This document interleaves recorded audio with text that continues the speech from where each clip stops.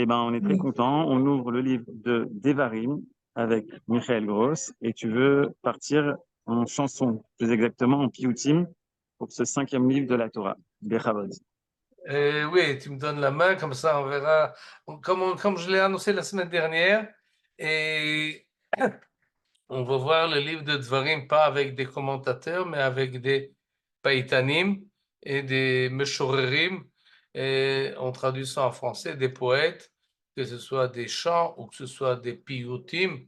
Et piyutim, en fait, c'est des chants également, et paraliturgiques, ça se dit en bon français, ou en langage académique, c'est-à-dire des chants composés pour que soit dit en public, pas forcément dans le cadre de la prière officielle, mais dans des prières, on peut dire non officielles, à la maison, Shabbat après-midi, les soirs dans la nuit de Bakashot, ou bien avant la prière, ou etc., etc.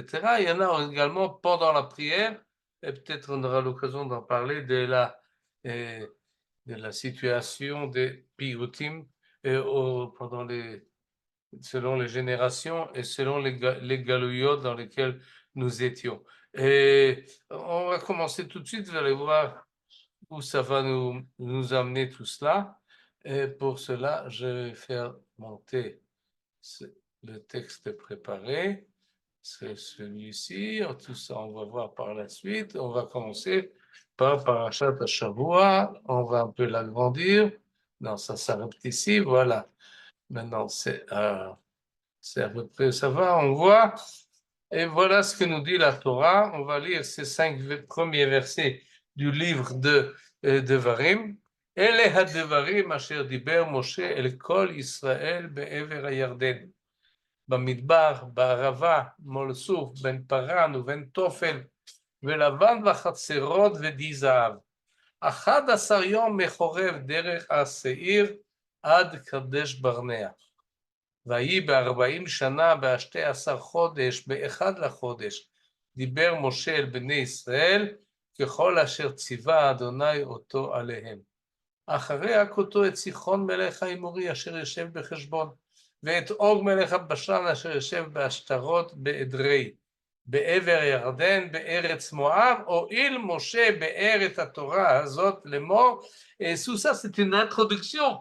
On n'a encore rien dit, on n'a encore rien entendu de Moshe, mais on fait une prédisposition pour nous dire voilà de quoi il va s'agir, la date, le lieu et le sujet. Et également le contexte historique. Tout ça, c'est dans ces 5 versets qu'on va lire maintenant en français. Mais j'ai choisi cette fois-ci la traduction de Chouraki. Je ne sais pas si vous connaissez, ce n'est pas la traduction du rabbinat, c'est la traduction de quelqu'un qui voulait être plus proche du texte hébreu. Pour cela, il a un peu forcé la langue française, mais il a utilisé, par exemple, il ne dit pas Moïse, il dit Moshe. Et par cela, il est plus proche de l'original. Il garde d'habitude l'ordre des mots et il est un peu plus poétique, on peut dire, dans sa traduction. Et par exemple, le livre de Devarim, il ne traduit pas Deutéronome, qui signifie en fait Mishneh Torah, la deuxième loi. Il préfère dire Dvarim, parole. Comme ça, il appelle. Tu parles de André Chouraki? Oui, oui, André Ah Chouraki. d'accord, ok, merci. Traducteur de tout le Tanakh et du Coran également, qui a écrit encore d'autres livres. Un bon traducteur d'une manière générale pour le Tanakh, et il y en a qui n'étaient pas toujours d'accord avec ses décisions de traduction. Et nous aussi, on va faire une certaine remarque, mais en tous les cas, voici les paroles dont Moshe parla à tout Israël. Au passage du Yarden, au désert, dans la steppe, devant Souf, entre Paran et Tophel, Laban, Chatzerot et Di Zahav. 11 jours de Chorev à Kadesh Barnea par la route du mont Seir. Et c'est en l'an 40, à la 11e lunaison, le premier de la lunaison, Moshe parla au Bnei Israël de tout ce que Hachem lui avait ordonné pour eux. après avoir frappé à Édrei, Sichon, roi des Émoris, qui habite Heshbon, et Og, roi de Bashan, qui habite Ashtaroth, au passage du Yarden, en terre de Moab. Moshe se résout à clarifier cette Torah pour dire, et à partir de là, commence en fait le long discours de Moshe. On apprend de ces 5 versets. Et d'abord la date. La date, c'est 40 ans après la sortie d'Égypte, donc à la dernière année qu'il se trouve dans le désert, et à la 11e lunaison, c'est-à-dire ce que nous appelons aujourd'hui le mois de Hadar. Celui qui suivra, c'est le mois de Nissan. Donc, c'est plus ou moins 40 ans ronds, on peut dire. Et c'est le premier de la lunaison, Rosh Chodesh Hadar, qu'il commence à parler. On sait d'après le calcul et d'après la tradition que Moshe est décédé, il est monté sur le mont Nevo le 7e jour du mois de Hadar.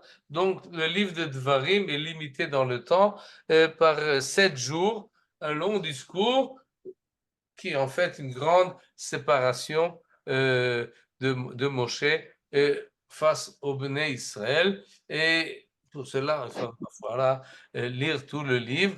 Et donc, ce que nous allons voir maintenant, c'est un peu, on va relire ces versets, non pas pour mieux les comprendre, parce que nous voulons les approcher avec des païtanim, avec ceux qui ont une approche plus poétique, qui ne cherchent pas seulement à comprendre le texte, mais plutôt à le vivre et à le ressentir. C'est pas qui veulent nous instruire, c'est pas étanim, mais ils veulent plutôt nous émouvoir.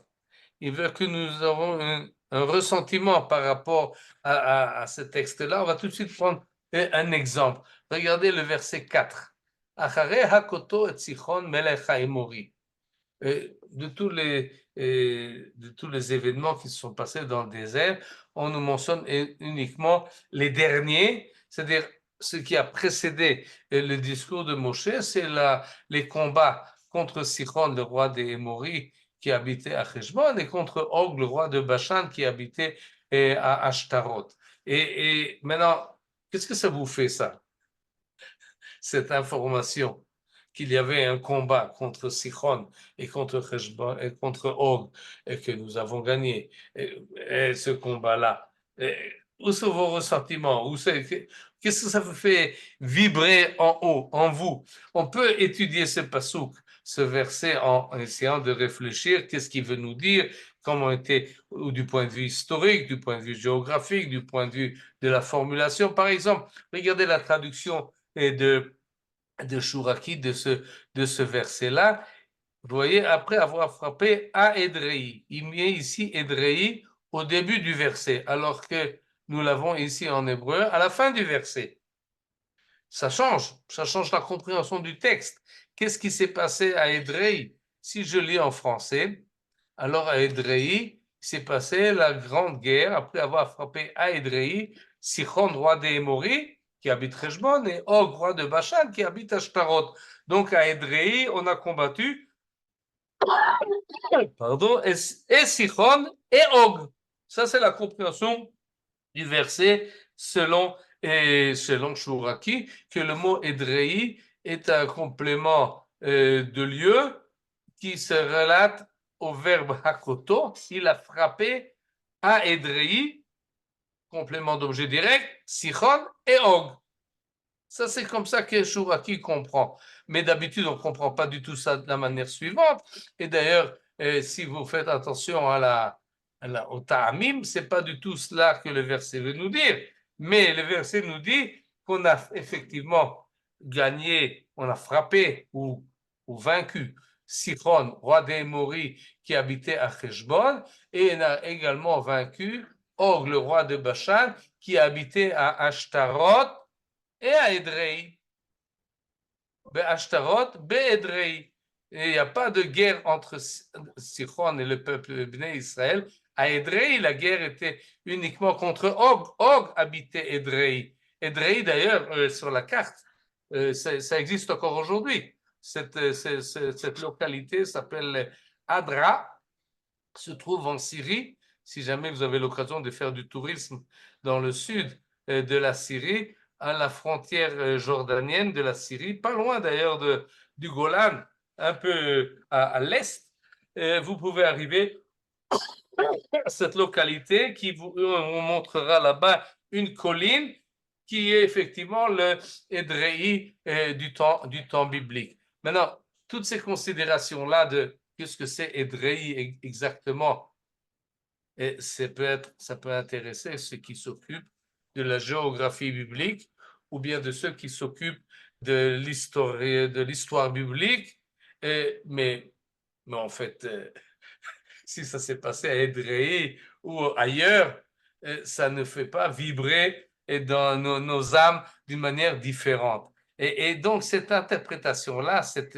enseignement-là, elle est précise, elle est importante, elle nous fait fonctionner les taïm basechel, comment on appelle ça, les cellules dans notre cerveau, mais ils ne font pas vibrer nos âmes et nos sentiments. Alors que, voilà, maintenant j'arrive à essayer de montrer quelqu'un qui a lu les mêmes versets et qui les a considérés d'une autre manière, une autre approche. Il a lu ces versets et qu'est-ce qu'il a dit? Le molich amo bamidbar ki leolam chasdo. On a amené les Israël bamidbar, barava, leolam chasdo, baruch Hashem. Le Maké Melachim Gedolim, il y a eu des grands combats avec les rois, qui le Olam Chasdo, Vayarog Melachim Adirim, qui le Olam Chasdo. Et qui sont ces rois-là? Sichon Melech Haemori et Og Melech Bashan. Et donc, pour celui qui a composé ce psaume-là de Teilim, que nous connaissons très bien, et il a lu l'histoire, il a vu l'histoire, il a réagi. C'est pas qu'il l'explique maintenant. Le lieu ou la situation, il réagit sentimentalement, il réagit avec son âme, avec son nefesh, ruach, neshama, employez le terme que vous voudrez, mais en tous les cas, ce n'est pas quelque chose de compréhensible qui fait fonctionner l'intellect, ça fait fonctionner l'âme.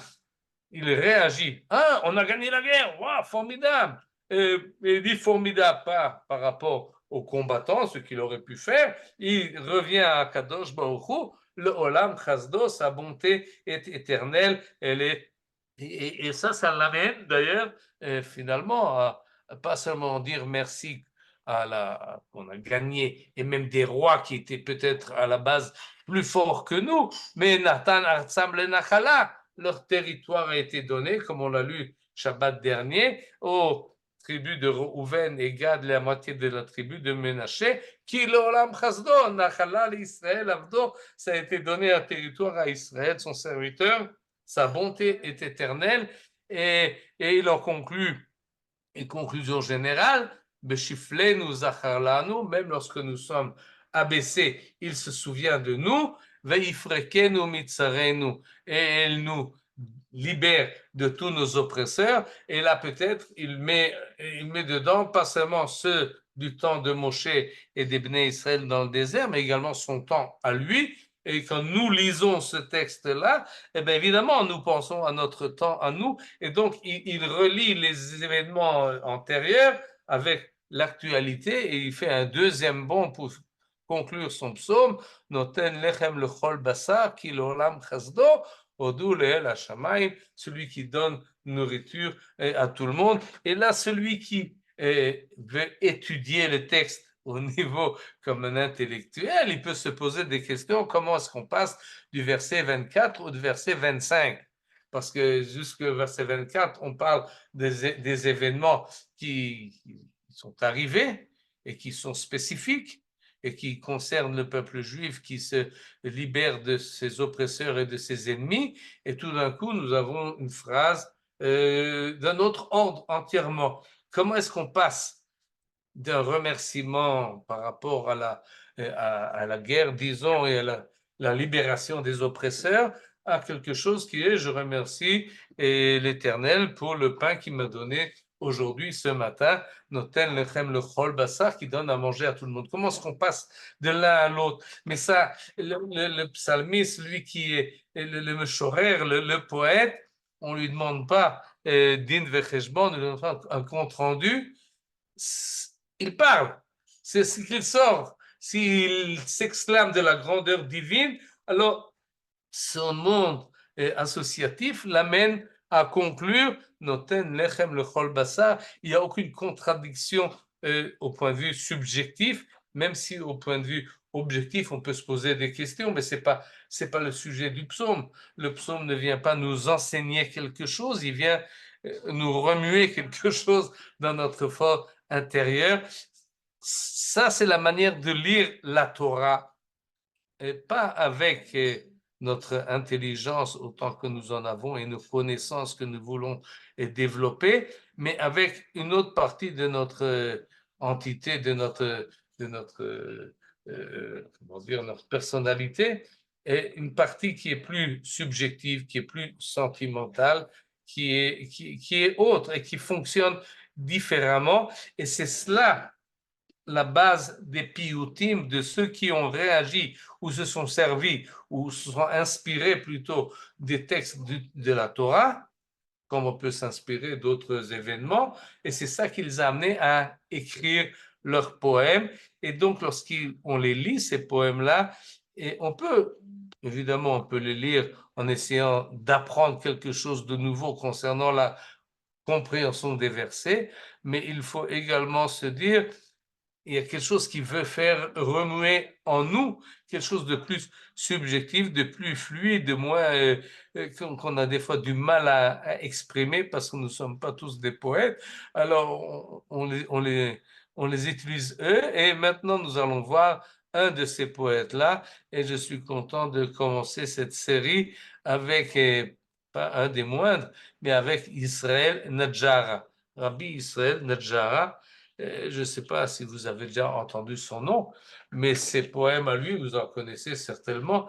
Par exemple, Ya Ribon Olam, je ne vais pas chanter parce qu'il y a beaucoup d'airs, des Ashkenazim, des Sfaradim, des Thémanim, tout le monde chante, même ça a été Et à chaque génération, on invente un nouvel air, un des piyutim les plus connus et les plus populaires, et c'est lui qui l'a qu'il a écrit, Ya Ribon Olam ve Almaya, c'est un des rares qu'il a écrit en araméen. D'habitude, il écrit en ivrite. Rabbi Israël Nadjara, il est né à Tzfat en 1550.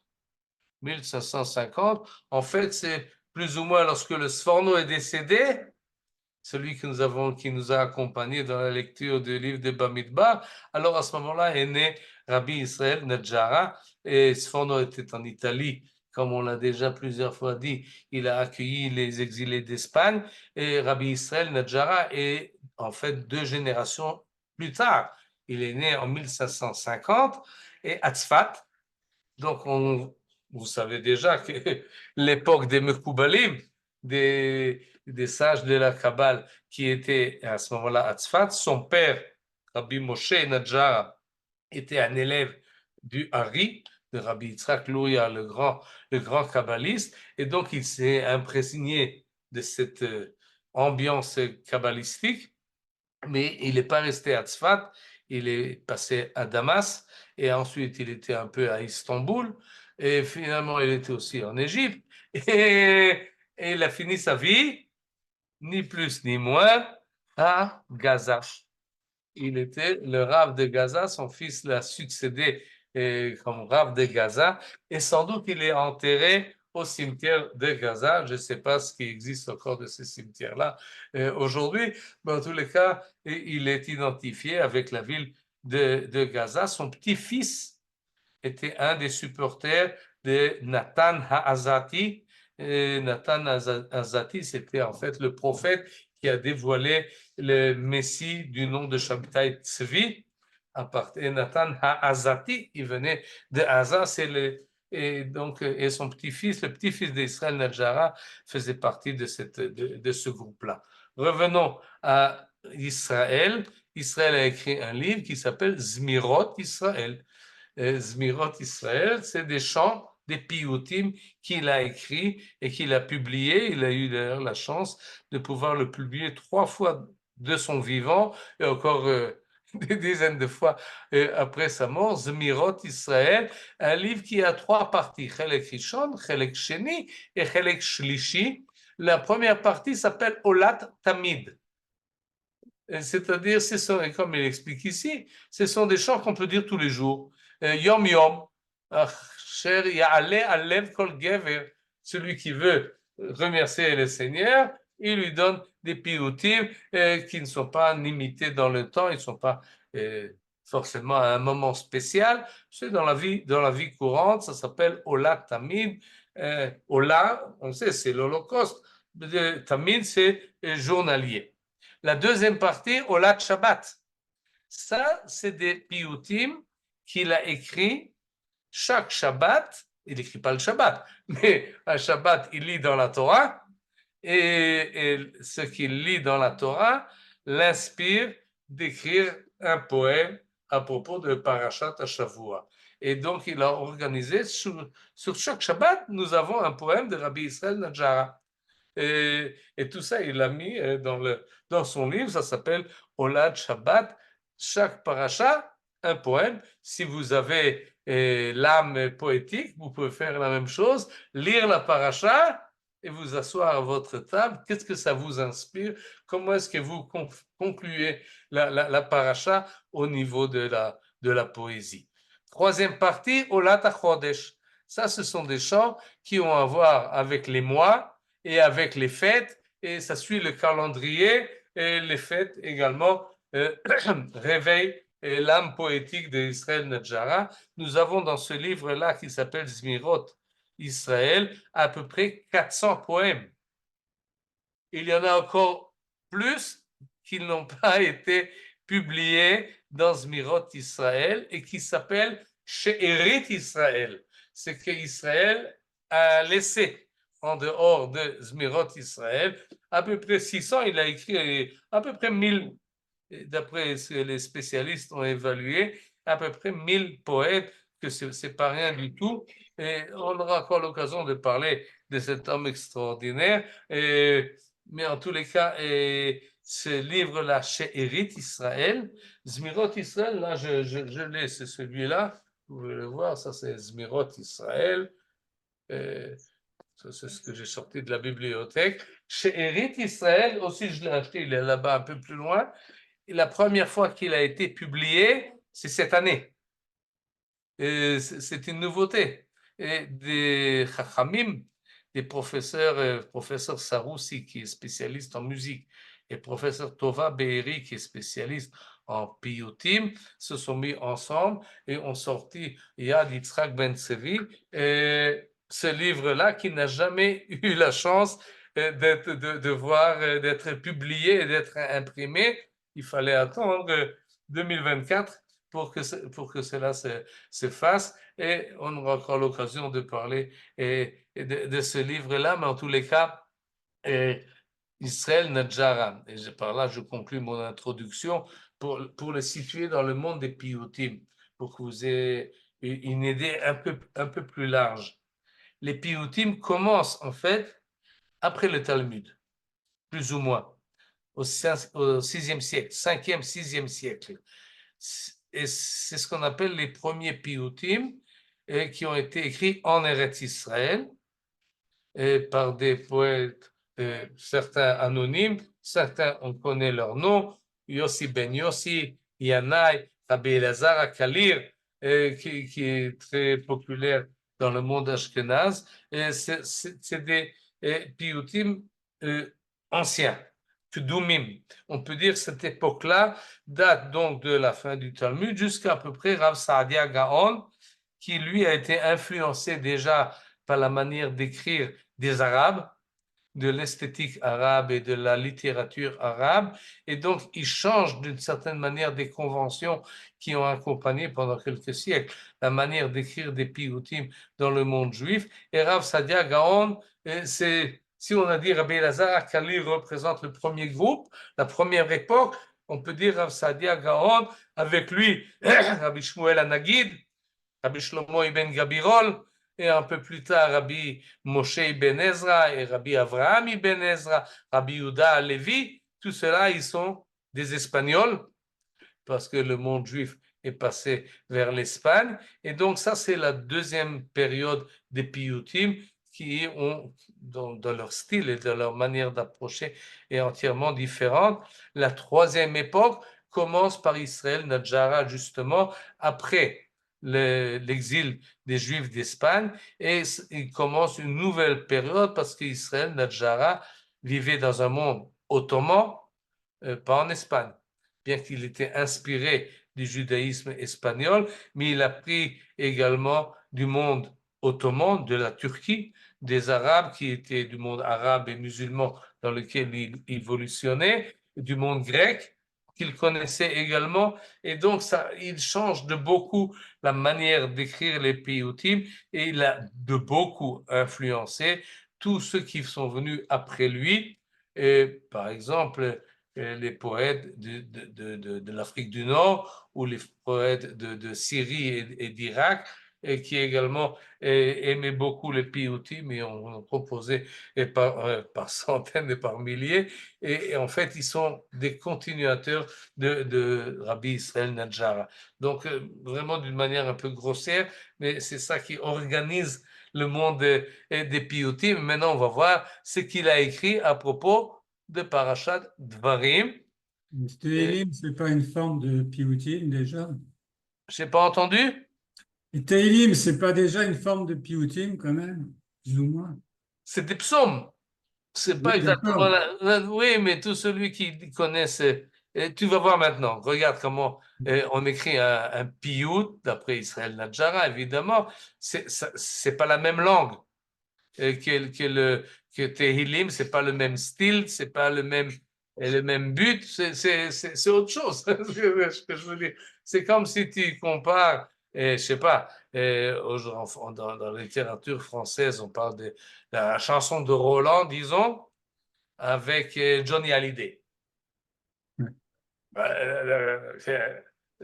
Oui, tu peux dire, oui, c'est de la Non, chanson. t'as dit t'as Ou dit les qu'il n'y a pas eu, chansonniers français. t'as dit qu'il n'y a pas eu de poésie avant cette période, mais je veux dire, bon, alors, Il y a toujours eu des sûr, poésies, bien mais sûr que il y a le style toujours eu n'est des pas pareil. poètes. Il y a toujours eu des poètes. On n'a pas, la grande majorité de ce qu'ils ont écrit ont disparu, mais dans la manière d'organiser tout ce monde-là qu'on peut appeler la chanson ou la poésie, évidemment, il y a des distinctions qui doivent se faire. Elles ne sont pas toujours binaires. Binaire, c'est-à-dire, c'est pas ou comme ça, ou comme ça. C'est beaucoup plus fluide. Il y a aussi des transitions et donc, c'est pas. Mais en tous les cas, voyons comment. Moi, j'ai une petite question, Michael. Oui, Les 400 poèmes qu'il a écrits, oui. ils étaient en araméen comme Non, non, non, non. Yaribon? Ah, Non, ok. non, non. La grande majorité, presque tous, ne sont pas en araméen, sont en hébreu. Tout de suite, on va le lire. Un hébreu compréhensible, parce qu'il y en a qui écrivent des poèmes et tu dois te casser la tête pour comprendre. C'est en hébreu, ça? C'est d'où la tirer ces mots-là? Qu'est-ce que ça veut dire? Où est la fin de la phrase, le début de la phrase? Tu as du mal à comprendre. Peut-être qu'on en verra des comme ça. Mais Israël Nadjara, il réutilise, par cela il est influencé par les païtanim de Sfarad, d'Espagne, pour revenir à la langue originale du Tanakh, plutôt que celle des Chachmei à Talmud, et il utilise moins le Midrash et plus le Pshat, et donc, et on va d'ailleurs voir maintenant un exemple, vous allez tout de suite voir comment cela se présente. Et voilà, on va peut-être faire ça un peu plus petit pour que vous puissiez voir. Ça, c'est le piout. Je ne sais pas si j'arriverai à le mettre entièrement. Voilà, on le voit presque entièrement. Il n'est pas long. Voilà. Non, elle n'est pas entièrement. Bon, on va lire quand même. Vous voyez, 1, 2, 3, 4, 5 strophes et on a une 6e qui conclut. Et d'ailleurs, c'est la grande majorité des piyutim d'Israël Nadjara sont signés Yud, Shin, Reish, Aleph, Lamed. Donc, on a ici un acrostique d'Israël. Des fois, il ajoute, comme il l'a fait ici, le mot Chazak. Des fois, il ajoute le nom de son père, Ben Moshe. Une fois ou deux, il ajoute le nom de son grand-père, Ben Levi. Et donc, ça. Mais Yaribon Olam, par exemple, c'est selon Israël. Et le Shabbat et les Advarim, c'est ce qu'il a composé pour le Shabbat donc de notre paracha. Et on va le lire. Et je ne sais pas à quel point ceux qui sont là présents sont hébraïsants, mais là, d'une manière générale, vous n'aurez pas de problème à comprendre le texte. Et je vais le lire et ensuite on va expliquer ce qu'on peut expliquer. Et Yakshevna am el mitnase dat umishpatim yesharim be'eretz Moav ho'il Moshe be'er ele hadevarim שם פניו להוכיחם שם, הזכיר כל מקומות השם, ודבר די זהב בראשם, בשפה אחת ודברים. רצה לזכות ישראל, לכך זכר להם כל אל, לכן שובו שובו עם אל, ככו עמכם דברים. אין ארוך לך חסיניה, מלך רם הווה והיה, יודוך שמי עלייה, אין אומר ואין דברים. לך דומיה תהילה, אל עליון מאוד נעלה, ואיך איש בפה ומילה, ייגש. מי בעל דברים? חזק ליבי, אף רעיוני, להודות לך בהגיוני, תפתח שפתי אדוני, כי אני לא איש דברים.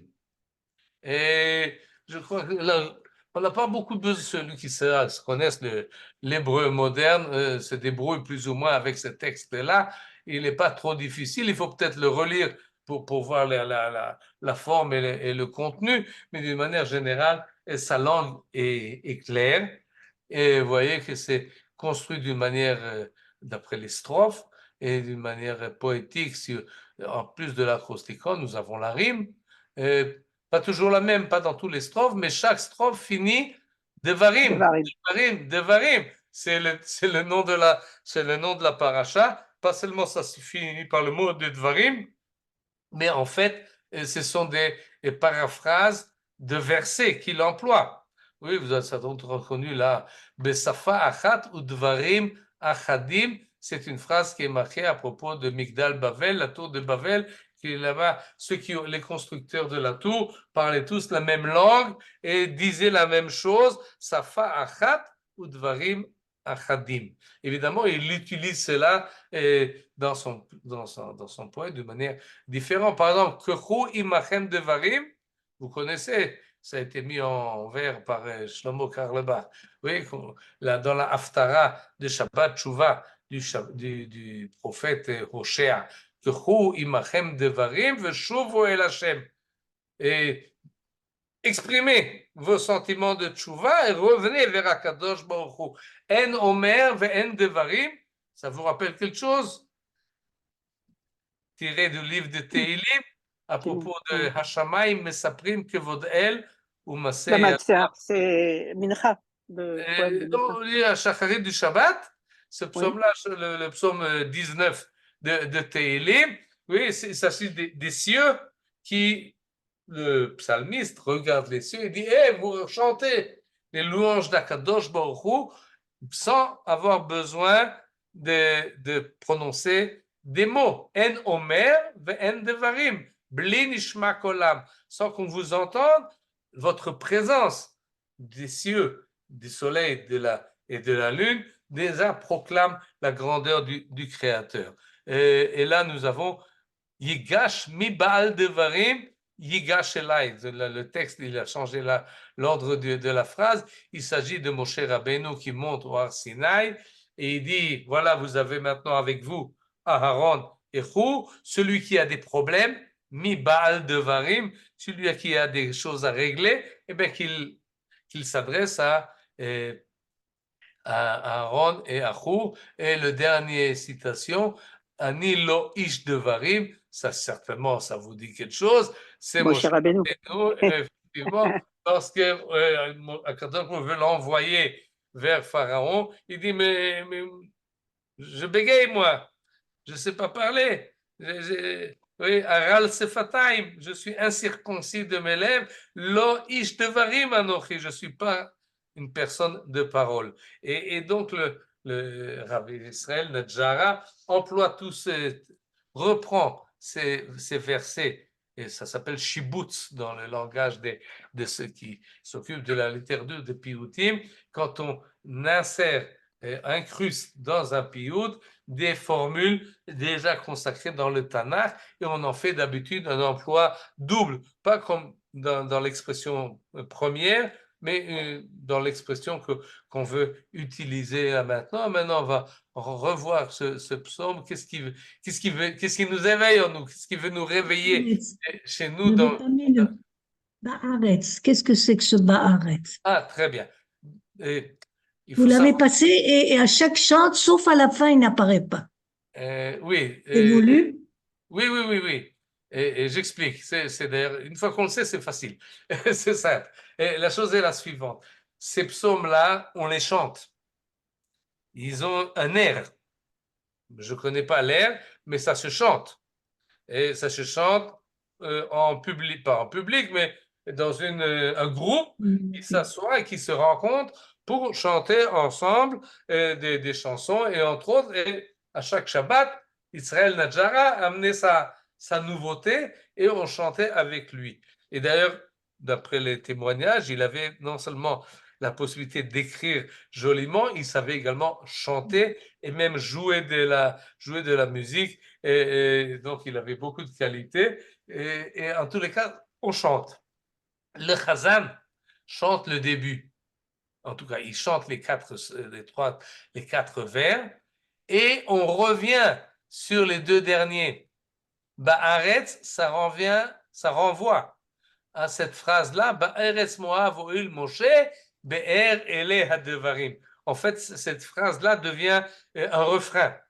On dit la deuxième strophe et à la fin, on revient à cette phrase-là. Et donc, le public qui ne sait pas peut-être chanter comme le Chazan, qui lui aime faire des trémolos, mais il est obligé à la fin de faire participer la salle, les gens. Oui, c'est pas vraiment une présentation avec un chanteur et la salle qui applaudit. Non, c'est quelque chose qui va ensemble. Et alors, en fin de phrase, tout le monde revient ensemble et ils disent Be'eretz Moav O'il Moshe Be'er Ele Hadvarim. Maintenant, cette phrase-là, justement, dans le pays de Moab, Moshe a commencé à expliquer ces paroles-là. En fait, c'est le premier mot de la paracha.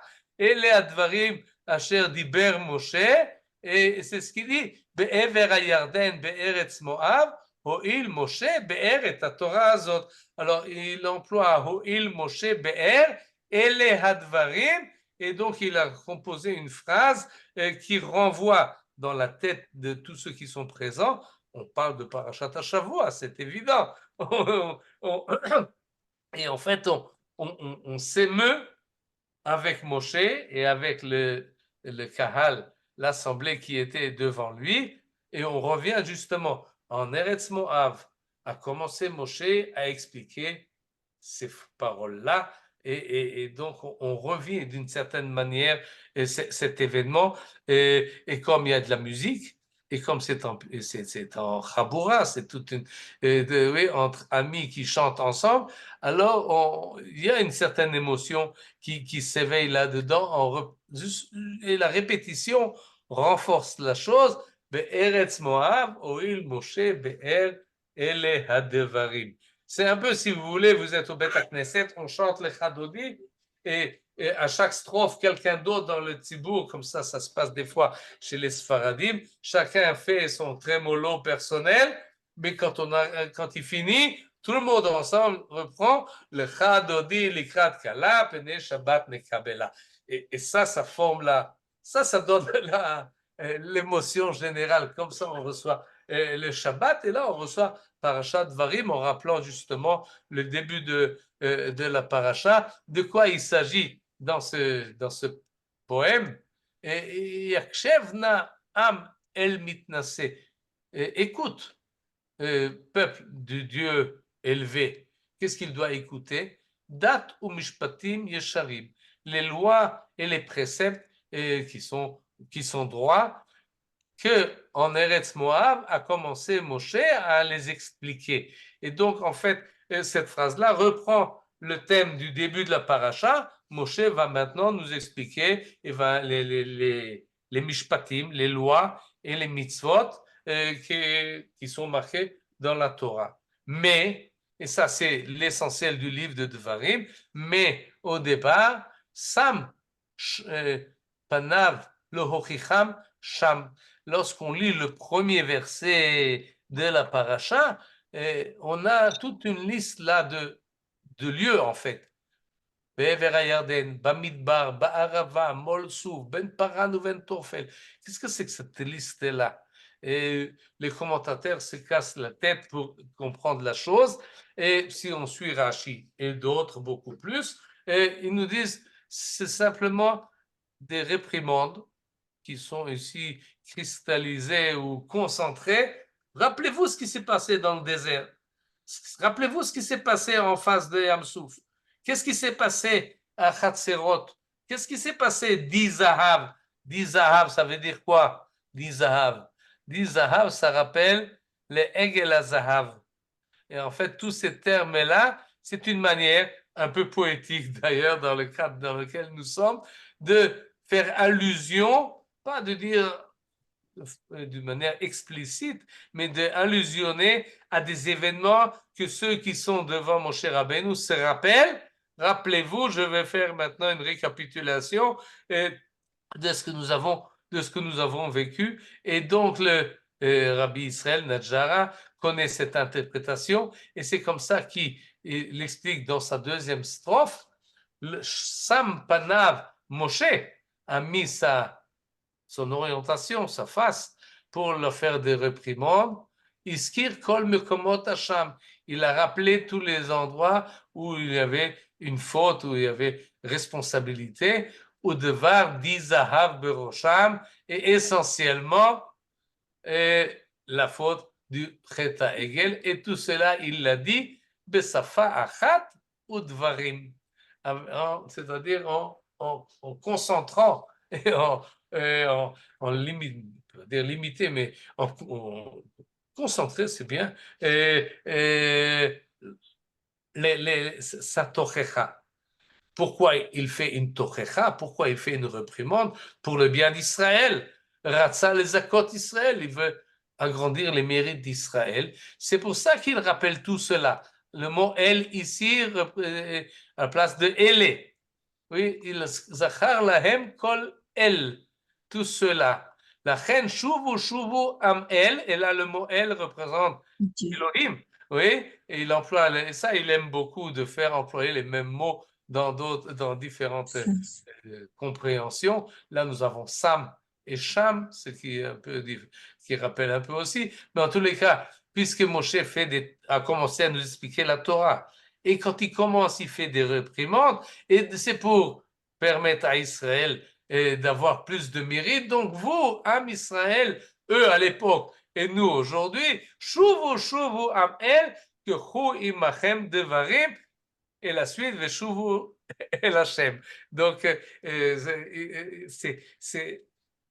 ça tourne bien, sa formulation est cohérente, et elle est bien appropriée, et il continue. Et parce que maintenant, c'est nous qui revenons vers Akadosh Baruch Hu.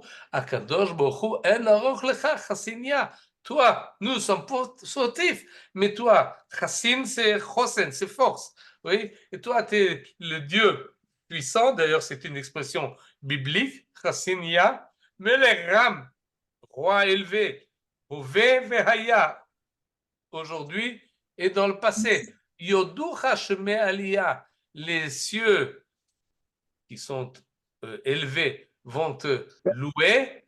Comment ils vont te louer? Comme on l'a dit il y a un instant à propos de Shamayim mesaprim kevod el, en omer ve'en devarim bli nishma kolam. Et donc il continue là l'idée qui se trouve dans le livre de Tehilim. Ils n'expriment pas leurs mots, les cieux, parce qu'ils n'ont pas de bouche pour leur exprimer leur présence, et donnent louange à Kadosh Baruch Hu. Mais nous, hommes, ici-bas, est-ce que nous pouvons louer à Kadosh Baruch Hu? Non, le Chadoumia Tehila, la meilleure louange, on ne peut pas y arriver. Il vaut mieux se taire plutôt que s'arrêter de louer à Kadosh Baruch Hu. El Elyon Me'od Na'ala, toi qui es tellement élevé, Ve'er Ish Befe Umila, et comment un homme de Bassar Vadam, de chair et de sang, peut, avec sa bouche et avec un mot, il peut Yigash Mi Baal Devarim. Est-ce que quelqu'un peut exprimer la grandeur divine? On ne peut pas. Alors qu'est-ce qu'on fait? On demande à Kadosh Baruch Hu de nous ouvrir la bouche. Chazek Libi, renforce-nous nos cœurs, nos sentiments et nos convictions, Afrayonai et nos pensées, le Hodot Lecha Behegionai, pour que nous puissions te louer par nos formulations. Tiftach Sefatai Adonai, ça c'est une formulation qu'on connaît tous. Hashem Sefatai De la Mida. Tiftach, Ufi Yagid Teilatecha. Oui, et pourquoi j'ai besoin de ton aide? Qui ani lo ish dvarim, parce que moi j'ai pas la force de parler. Et donc il rappelle, et encore une fois, Be'eretz Moav Oil Moshe, Be'er Ele Advarim. Et donc tout ça, en fait, c'est bien construit, c'est bien exprimé, c'est relativement facile, mais ça donne beaucoup de force à la communauté qui chante là, et ça les relie avec le livre de Dvarim, avec la personnalité de Moshe, avec la situation dans laquelle le passage biblique veut nous montrer. Et j'ajouterai encore une chose qui me semble apparente là dans ce chant-là de Rabbi Israël Nadjara, c'est qu'il commence d'une manière très proche du texte de la paracha, et petit à petit, il nous amène à nos problèmes à nous et à notre situation à nous. Que nous pouvons pas chanter la louange d'Akadosh Baruch Hu. Ça, il le fait assez souvent. À partir de la paracha, il nous amène à notre situation. Et souvent, il arrive dans le sujet de la Geoula et des problèmes de Bnei Israël dans le contexte actuel. Mais là, en le faisant cela, et surtout parce que, comme on l'a fait remarquer Madame Annette, on a ici un refrain, ça revient. Et ça revient de la manière suivante. Et c'est assez fort comme idée, c'est que Moshe Rabbeinu, on peut dire, a commencé sa carrière en disant « J'ai pas de lèvres, j'ai pas de bouche, je ne sais pas parler, je ne sais rien dire. Lo ish devarim anochi. Je ne peux pas parler, ne m'envoie pas. » Et là, on arrive maintenant 40 ans après, en fin de carrière, si on peut dire, de Moshe Rabbeinu. Et qu'est-ce qu'il fait? Il parle pendant 7 jours d'affilée tout le livre de Devarim, toutes ces paroles-là, il le dit. Il était un personnage qui ne savait pas parler, et tout d'un coup, c'est un flot de paroles qui sort. Et ce contraste-là, il est exprimé également dans ce chant. Il commence par Be'er Moshe Ele Hadvarim, et il finit Ki ani lo ish devarim. Et celui qui se rappelle d'où ça vient, il est tout de suite impressionné par cette progression-là de Moshe Rabbeinu. Comment est-ce qu'il peut commencer Ele Hadvarim, Asher Diber Moshe, alors que Moshe n'est pas Ish Devarim. Et cette idée-là, je crois que c'est ça que, entre autres, que l'Israël Nadjara nous transmet dans ce poème. Et d'ailleurs, il n'est pas le premier à le dire. Nous avons dans le Midrash, parce que ces connexions-là, ces doubles emplois des termes et ces renvois dans les versets, ça provient du Midrash, ça sort du Midrash. Le Midrash aime beaucoup ces genres de démarches, et regardez ce que le Midrash nous dit Mitrila Amar lo ish devarim anochi. Ve'achshav ele advarim. C'est très concis, mais on comprend la contradiction de ces deux, du rapprochement des deux versets, un au début du Shemot et un au livre de Dvarim. Et le Midrash nous dit, pour résoudre ce contraste, Mashal, parabole, le Ma'ayan Shayabo Ma'im Na'im. Il y avait une source avec de la bonne eau, mais ça coulait me'at, tip, tip, tip, à goutte. Est arrivé un Oman, est arrivé un artiste, quelqu'un qui s'y connaît, ou un ouvrier, Vetikno, et il a réparé la source. Et à ce moment-là, Moshech Maim Ad Le'ensof, à partir du moment où il a amélioré la source, ah ben la source commence à envoyer son eau à l'infini. Ça, c'est le mashal, ça, c'est la parabole. Et maintenant, le nimshal. Kach Moshe, Batrila, lo ish dvarim anochi. Je m'exprime difficilement, je sors mes mots goutte à goutte et petit à petit. Mais est arrivé le Oman, est arrivé celui qui a dit Mi sampela Adam, qui c'est qui donne la possibilité à l'homme de parler? C'est Akadosh Baruch Hu. Est arrivé Akadosh Baruch Hu, Betikuno, il a arrangé la chose, il a corrigé la bouche de Moshe et il lui a dit Vanochi eyei picha, je serai avec ta bouche. Et à partir de ce moment-là, Moshe peut parler à flot, à Densof, sans s'arrêter. Et donc, cette idée-là du passage, on la renvoie à Kadosh Baruch Hu, qui Hashem Sefata et Tiftach. En fait, l'idée d'Israël Nadjara, peut-être il l'a pris de ce midrash-là, et peut-être il a pris d'un autre midrash qui dit à peu près la même chose, et puis c'est là on va finir. Ulshona shel Torah matir et alashon. D'après Dvarim Rabbah, oui, c'est celui qui étudie la Torah, il libère sa possibilité de parler, de converser. Comme a dit Resh Lakish. Ari Moshe, pourtant Moshe, Ad shelo zacha le Torah, avant qu'il n'arrive au Har Sinaï et reçoive la Torah, il est dit à son propos, Lo ish devarim anochi, je ne suis pas de parole. À partir du moment où il a reçu la Torah, nitra pas le shono. Alors donc, d'après Resh Lakish et d'après ce midrash-là, c'est pas Kadosh Baruch Hu qui donne, qui vient et qui répare la bouche de Moshe Rabbeinu, c'est la Torah. Celui qui a maintenant de quoi dire, s'il n'a pas reçu la Torah, il n'avait rien à dire, alors il ne disait rien. Lo ish devarim anochi. Mais à partir du moment où il a reçu la Torah, à ce moment-là, il est ele hadevarim asher diber Moshe. Et quand on parle de Torah, la Torah elle-même corrige la difficulté de s'exprimer. Et on va s'arrêter là parce que le temps est Il faut dire aussi que, en fait, Devarim, oui. enfin, il y a 4 livres de la Torah. Devarim, c'est le dibour de Moshe, puisque bon, c'est le début de la Torah orale, en fait. Là, D'une certaine manière, oui. C'est la Oui. contradiction, enfin, avec ce beau poème-là. Oui, en fait, c'est ce qui vient, Rabbi Israël Nadjara, c'est ce qui veut éveiller. Maintenant, imaginez qu'on chante cela. Oui, il y a là-dessus un joint qui se fait entre... Avec la symbolique de l'eau qui est la Torah. Oui, le symbolique de l'eau, mais là, tu nous tires là vers la jugeote, vers les cellules cérébrales, alors que je crois qu'il veut ici nous émotionner, il veut faire vibrer notre cœur plutôt, il veut qu'on soit plus rapproché avec le texte de la Torah, qu'il nous parle, qu'il nous dit, qu'on soit plus comment on dit, concerné par cela. Et évidemment, il a la liberté de le faire, mais il le fait joliment, il le fait bien. Et c'est pas pour rien que c'est un des champions. Ce que je voulais dire, c'est que le poème Yaribon, je l'ai appris à l'école Akiba en primaire. Oui. Et jusqu'à présent, je me rappelle des 2-3 phrases de la maîtresse, Madame Lévy. Et je savais pas que c'était lui qui avait écrit ça en araméen babylonien, c'est ça, quoi.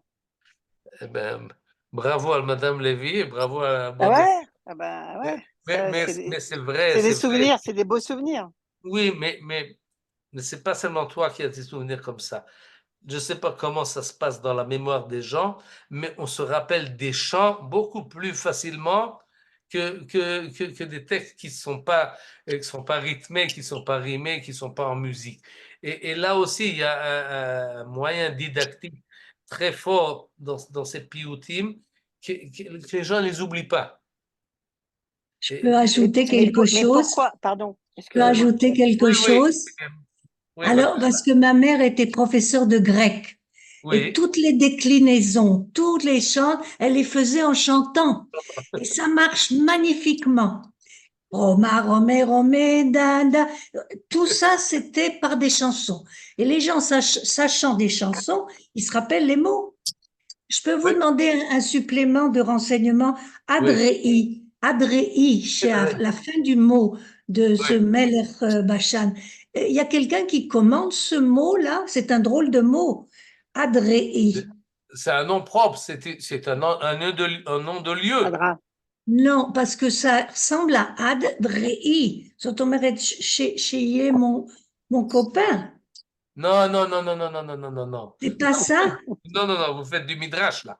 Edrei, J'ai compris que c'était un lieu, mais c'est c'est un drôle de un nom. lieu qui est appelé comme ça encore avant qu'arrivent les Béné Israël. Et c'est un lieu qui existe encore avec une autre connotation qui s'appelle aujourd'hui, qui s'appelle Adra. Adra. Oui, oui, oui, vous pouvez trouver En sur la carte, Syrie. au sud de la Syrie, à la frontière jordanienne, vous la trouverez, oui. Et d'ailleurs, il y a beaucoup il y a Non, beaucoup parce que c'est un d'événements nom. qui se sont passés dans ce lieu-là. Il a été habité presque tout au long de l'histoire, sans prendre trop d'importance, parce que quand même Damas est plus important et d'autres localités, mais il y a eu des événements historiques qui se sont passés dans cet endroit-là. Entre autres, quand c'était dans 2010, 2011, quelque chose comme ça, il y avait là-bas une révolte des Syriens parce qu'il y avait un problème d'eau. Ils se sont révoltés contre Assad. Il y avait des émeutes, etc. Oui, en tout cas, c'est comme ça s'appelle, Edraï. C'est d'ailleurs un nom courant. Il y a des juifs qui s'appellent Edraï. Edrei. Deri. Edraï. Oui, Derry. oui, j'ai déjà Derry. vu là. Peut-être ça a un sens, Moi, je sais pas l'arabe. oui, oui, c'est la même chose de Ré et de Riz, ouais. Moi, je voulais dire quelque chose par Ah, rapport aux Piyutim. Linda Derry, je vois. Oh, ouais, il y a Derry. les Piyutim par rapport à Un instant, avant, Madame Linda, vous êtes pardon.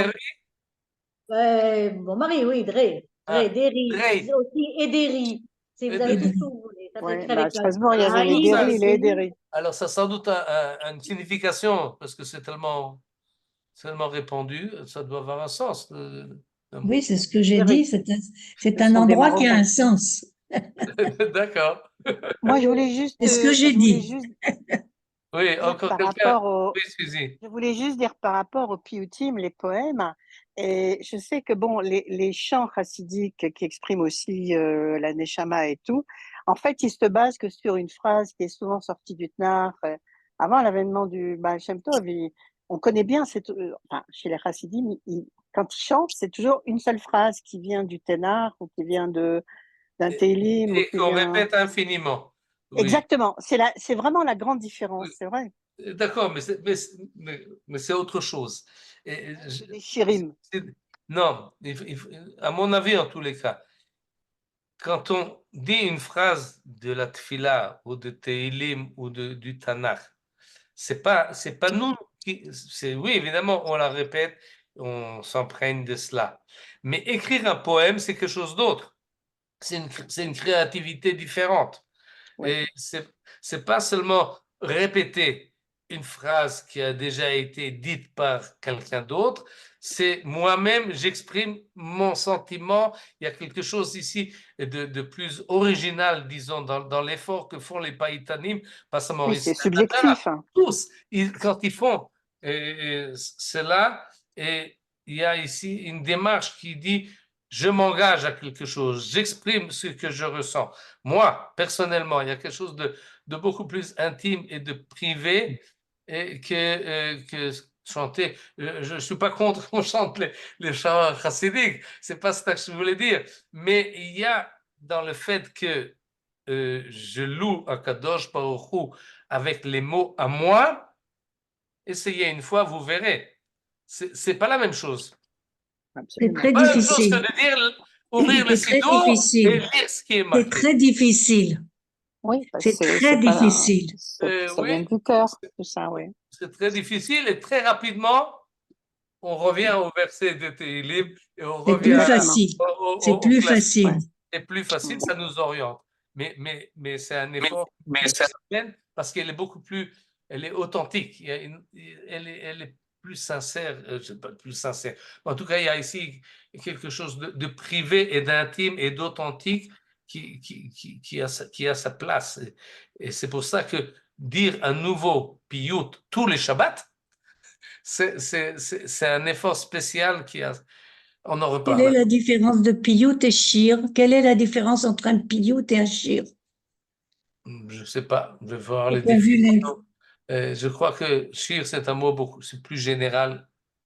Et piyut, Shir, c'est quand même le chant. dans le terme, dans le contexte de liturgique ou paraliturgique.